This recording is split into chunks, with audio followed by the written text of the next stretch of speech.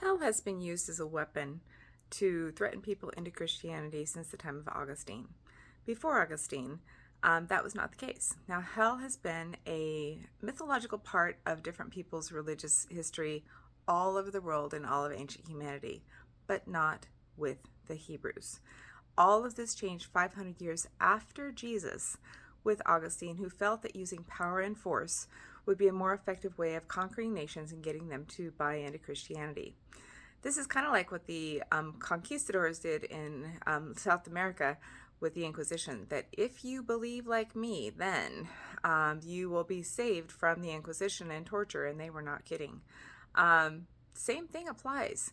So if you look at every single time the word hell is used in the Old Testament, it's actually the word Sheol, which means grave. It's not, there's not a lot of color around it. There's not a picture around it. It's just grave. You're put in the ground. But when you start looking at the New Testament, it has hell and lake of fire and all these other words. Those weren't actually the translations. It was from three other words that were actually meant grave or a certain place, a specific place, which would be a burial spot or something like that. But hell, lake of fire, you'll be burning. All of this are new translations that were added 500 years after Christ by people who wanted to use hell as a means of coercing people into their belief system.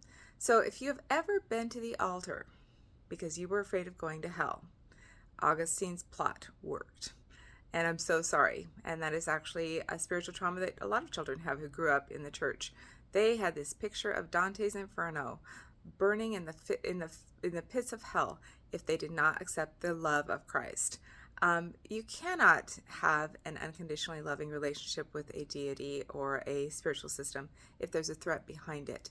That's actually coercive and it's abusive. So if you've had that experience, I'm so sorry.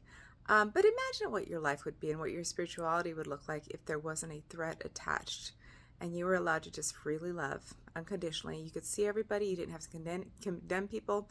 You didn't have to judge them. You didn't have to pop them on the head with your Bible when they didn't believe like you and threaten them with hell. That's just a different experience with spirituality.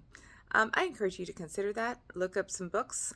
There's a lot of books on the history of hell. PaulMcClellan.com has an excellent, pretty elaborate but very simply read translation of every single verse, and he goes into the history of it. He's done a tremendous amount of research on it. There's just a ton of information out there. So I encourage you to reconsider what you've been taught about hell. There is a history behind the translation of the Bible you read. There's a history behind the threat, and it is not actually biblical. I'll see you soon.